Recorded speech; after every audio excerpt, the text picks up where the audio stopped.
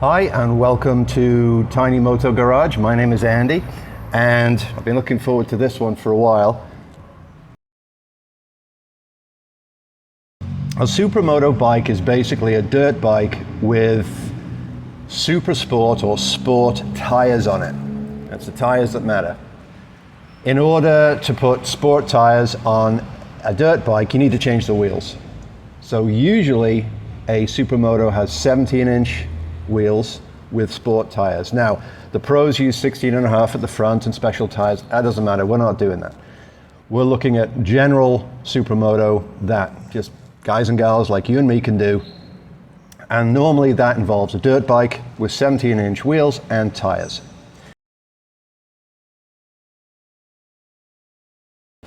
The first group of people are anybody who has an interest in getting to the track on a motorcycle but are keen to mitigate risk and cost.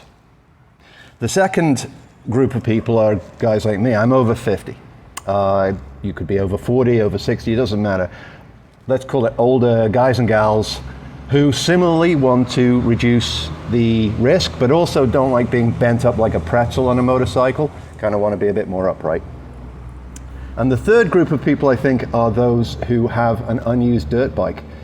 Perhaps it's been sitting in the garage for a while, you're not quite sure what to do with it. Maybe like me, you possibly decided you didn't like MX too much, or you can't really go trail riding. Whatever it is, you've got an unused dirt bike in your garage, you don't know what to do with it. Maybe this is an option. Or people who are all three, like me. The track is also slightly different. You can do Supermoto on a full-size track, many people do, but often the track is more like a go-kart track, so it's shorter. The one I go on I think is around half a mile. The curves, the turns are considerably tighter.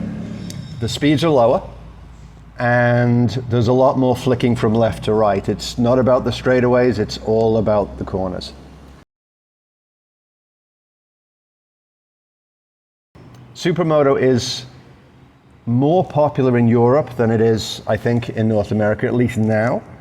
You've got things like S1 GP, which I think is some of the best racing you can watch. I think it's amazing racing. The last thing I'll say about Supermoto is it can be road or track focused. You'll see on YouTube there's a lot of content with guys building beautiful Supermoto bikes and riding them on the road, hooning around and having what is their version of fun. That's not what I'm doing. This series is all about being on the track. My bike is not road legal, it can't be road legal. And I have other bikes for the road. If you're a fan of the channel, you'll already know that. So this is all about getting to the track with equipment that I've got now, where I'm mitigating risk and cost. I'm using a bike that I'm currently not using much. And I have to say, the entire thing is all about having fun. I watch a lot of YouTube, too much YouTube to be honest, and every time I see a motorcycle journalist get off a small bike, they always say, that was amazing fun. They don't say that about super sport monsters, 600s, thousands. And my feeling is, at my age, you do you. You do you. But at my age, I don't want to go 200 miles an hour. I got responsibilities, I got things I have to do. To me, it's about just having fun, getting to the track, seeing the guys and gals down there, and just enjoying myself. So if any of this sounds interesting to you, I hope you'll like and subscribe.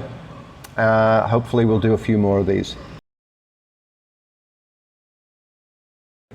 I'm kind of lucky that I already have a dirt bike. Again, if you're a fan of the channel, you'll see I have a 250 EXC KTM. I've had it on the MX track unsuccessfully, broke a bone, whatever. I've had it out on the trails, which is fun, but it doesn't have a plate on it, and all the trails here are interconnected with roads, so that doesn't really work. So here we are. I've got a bike, I've got a rack to attach it to my truck, I've got a helmet, I've got some boots. So what do I need to take this bike, put it on the track as a Supermoto? Well, basically this stuff. These are Warp 9 17-inch Supermoto wheels. from Warp 9. I actually bought them from Cycle House, so I think they're a pretty good provider. They were very good and responsive. I'll leave a link to them in the description as well. I got a 44 tooth sprocket here. And one of the things that's different about these, and I haven't seen a tremendous amount of content on them, is that they are spoked and tubeless. You will actually see here, tubeless. Here is the valve. That's unusual for spoked wheels. So, I'm very interested to see how these are going to work out. To wrap these, we have tires. These are Metzeler M5 Interact tires. There's a reason why I chose these particular tires. First of all, they were available to me. Not all tires are. I live in Mexico. It's not quite as easy as to get things as it may be for you. Secondly, they were the right width. They're 150s. It seems to me that there aren't many 150s. They're often 160s. Because I've never done this and I have nobody to ask, I want to make sure that whatever I buy fits on the bike. So I went a little bit smaller. They're middle of the road sports tires. They're not tremendously expensive. So I don't think I'm going to hit the limit of these for a little while. If and when I do hit the limit of these, well, I'll trade up. I'll look at maybe some Bridgestone S22s. And if I hit the limit of those, which I probably won't, then maybe I'll look at RS10s, which are more track focused. And if I hit the limit of those, so on and so forth, I end up with slicks. To be honest with you, I don't know if I'm that good. But it is very obvious to me that you should use the tire that matches your skill level.